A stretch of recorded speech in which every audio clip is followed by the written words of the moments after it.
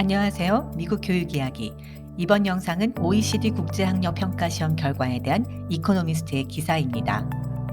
국제협력개발기구 OECD가 학력평가시험 피사를 2018년에 실시했습니다. 그 결과를 분석해서 2019년 12월 3일에 발표했습니다. 영국에서 발행되는 주간지 이코노미스트는 2019년 12월 7일 발행본 인터내셔널 섹션에서 핀란드와 핀란드의 이웃나라인 에스토니아의 피사 결과를 중점적으로 살펴보았습니다. 또한 지난 10년간 거의 변화가 없는 각국의 피사 점수에 전반적으로 무엇이 영향을 미치고 있는지 분석했습니다. 피사는 3년마다 실시하는 시험입니다. 이 시험은 OECD 가입국의 만 15세에서 만 16세의 학생들을 대상으로 합니다. OECD 가입국은 37개국인데 2018년 시험은 비OECD 국가가 대거 참여해서 79개국 총 60만 명의 학생이 응시했습니다. 이코노미스트 기사는 크게 세 가지 부분을 언급했습니다. 첫째, 교육 유토피아로 여겨지던 핀란드의 쇠락. 둘째, 1991년 소비에트 연방에서 독립한 에스토니아가 핀란드 교육을 모방해서 현재 최고의 학업 성취도를 보이는 점. 셋째, 무엇이 피사 점수에 영향을 미치는지입니다. 먼저 핀란드에 대한 분석을 살펴보겠습니다. 핀란드는 널리 알려져 있듯 동아시아의 한국 또는 일본과 같은 나라들처럼 훈육하면서 공부시키고 과주간 학업으로 학생들에게 부담을 주지 않으면서도 학업 성취도가 높았기 때문에 세계적으로 교육계의 유토피아로 여겨졌습니다. 그러나 최신 피사 결과가 발표되며 이러한 이미지가 쇠퇴했다고 이코노미스트는 언급했습니다.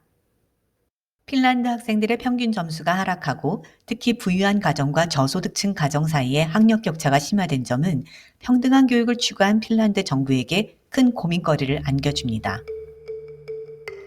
핀란드 내부의 뉴스도 이번 피사 결과에 대해 심각하게 다뤘습니다. 일기에서 여학생과 남학생의 격차가 점점 더 커지고 부유층과 저소득층의 학력이 평균 2년 이상의 차이를 보였기 때문입니다. 핀란드는 이민 가정의 학생들이 종전보다 조금 더 많이 피사 시험에 참여했습니다. 핀란드 내 이민 가정의 80% 이상은 집에서 핀란드어를 사용하지 않습니다. 이 점이 이민 가정의 학생들과 다른 학생들 간에 큰 차이를 가져왔습니다. 이코노미스트는 핀란드의 추락에서 배울 점이 있다고 말합니다. 핀란드는 학생을 존중하는 아늑한 교육 환경으로 명성을 얻었지만 이 때문에 교육에 대한 강경책이 위축됐습니다.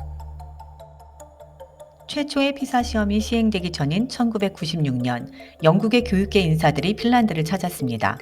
당시 그들이 발견한 것은 교사가 정의한 속도에 맞춰 교실 전체가 교과서를 한 줄 한 줄 읽는 장면이었습니다. 이들은 핀란드 내 많은 학교를 방문했는데 전국의 모든 학교가 거의 동일하게 수업하는 것을 목격합니다. 최초의 피사 시험이 시행된 2000년 종합적으로 최고의 학력을 보여준 핀란드의 학생들은 이러한 학교 교육 환경에서 성장한 학생들입니다. 첫 번째 피사 시험이 치러진 2000년은 새로운 천년이 시작되는 시점이었습니다. 그 시험에서 핀란드가 모범적인 모델로 떠올랐기 때문에 다른 나라는 그 리더를 따라가는 모양새였습니다. 그러나 지금은 교육계의 리더였던 핀란드가 주춤합니다.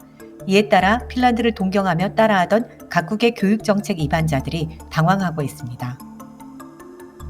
헬싱키 대학교의 아이노 사리네를 비롯한 교육연구팀은 2012년과 2015년의 피사 결과를 분석했습니다. 그리고 핀란드 교육 시스템이 보다 자율적이며 스스로 연구해서 배우는 방향으로 바뀐 이후 학생들이 수학과 과학 분야에서 더 낮은 수준의 학력을 보이고 있음을 발견했습니다. 2016년 핀란드는 새로운 교육안을 도입했습니다.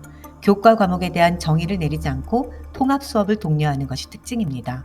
그리고 이러한 교육 환경 하에서 가난한 이민 가정의 학생들이 가장 많은 고통을 받고 있습니다. 이 가운데 학교는 계속 학생들을 대상으로 교육적인 실험을 하고 있습니다.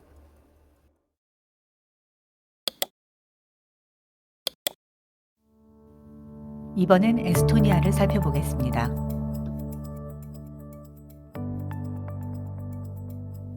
1991년 에스토니아가 소비에트 연방에서 독립할 때 교육 제도를 정비할 기회가 생겼습니다.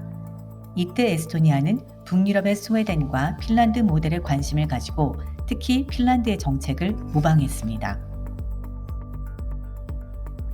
한때 핀란드를 모방한 에스토니아는 현재 OECD 국가 중 최상위 학업 능력을 보여줍니다.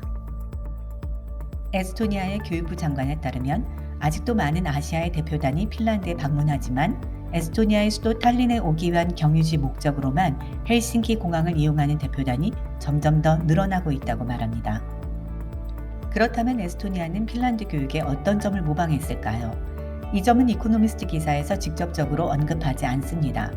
그러나 에스토니아가 소비에트 연방에서 독립한 시기, 그리고 당시 핀란드의 교육 방식, 또한 현재 에스토니아의 수업 방식을 참고해 볼 수 있습니다. 에스토니아의 한 교장 선생님은 교육자로서 가장 높은 우선순위는 학생들의 행복이며 그 다음 높은 우선순위는 학생들이 그들의 할 일을 잘할 수 있도록 돕는 것이라고 말했습니다. 이 학교의 교사들은 수업 시간에 그룹 과제를 많이 하지만 그럼에도 여전히 무척 전통적인 교수법을 고수하고 있다고 말합니다. 왜냐하면 그룹 과제의 가장 중요한 부분은 교사의 역할이기 때문입니다. 학생들이 작업을 시작하기 전에 교사는 반드시 학생들에게 무엇을 하기 위한 그룹 과제인지 정확히 이해하도록 만들어야 합니다. 학교의 규칙은 명확하며 교사는 교실 앞에 서서 수업을 이끕니다. 또한 전국의 학교에서 비슷한 평가 지표를 가지고 있습니다. 영국의 사설 시험 문제 출제 기관인 캠브리지 어세스먼트의 한 관계자는 에스토니아의 엄격하고 일관성 있는 커리큘럼에 대해 감탄합니다. 그러나 다른 나라가 에스토니아의 방식을 모방하려고 시도한다면 그것은 어렵습니다. 에스토니아의 경제가 지난 10년간 가파르게 성장하는 동안 출산율이 낮아져서 학교의 학생 수가 2000년 이후 29%나 감소했습니다. 특히 지방의 학교들은 한 학급에 2~3명만 있는 경우도 드물지 않습니다. 이러한 환경은 개인 과외를 받는 것과 거의 다름없습니다. 에스토니아 역시 이민 가정이 증가했습니다. 그러나 신규 이민 가정의 경제 사정이 다른 북유럽 국가의 이민자들보다 훨씬 좋습니다. 이 점이 피사 점수에 영향을 미쳤을 것으로 추정합니다.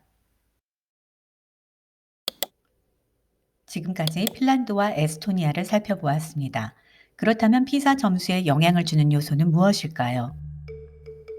지난 10년간 OECD 국가들은 학생 1인당 지출을 15% 늘렸지만 피사 시험을 시작한 이래 점수는 거의 변동 없이 같은 수준에 머물러 있습니다. 싱가포르는 여전히 최고 수준의 결과를 보여주지만 유일한 국가가 아닙니다. 중국이 북경, 상해, 그리고 중국 동부의 저장성과 장수성 총 4개 지역의 결과를 OECD에 제출했고 그 결과 중국이 학생 평균 점수 기준으로 전체에서 1위를 차지했습니다.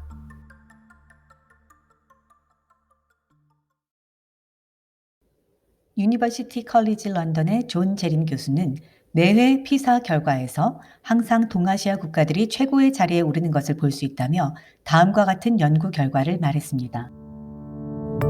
정부가 학생 한 명에 대해 6살부터 15살이 될 때까지 지출하는 금액을 누적해서 보았을 때 1인당 그 금액이 5만 달러 이상이 되면 이 지출액은 피사 점수에 별로 영향을 미치지 않는다는 점입니다. 무엇이 피사 점수에 영향을 미칠까요? 왜 지난 10년간 각국 학생들의 학력은 좋아지지 않은 것일까요? 이에 대해 이코노미스트는 학교 시스템이 학력을 좌우할 만큼 큰 영향을 미치지 않기 때문이라 말합니다. 문화를 비롯한 다른 사회적 요소, 이를테면 성인들의 읽기 능력 등이 학생들의 문해력에 더 큰 영향을 미치기 때문이라는 주장입니다.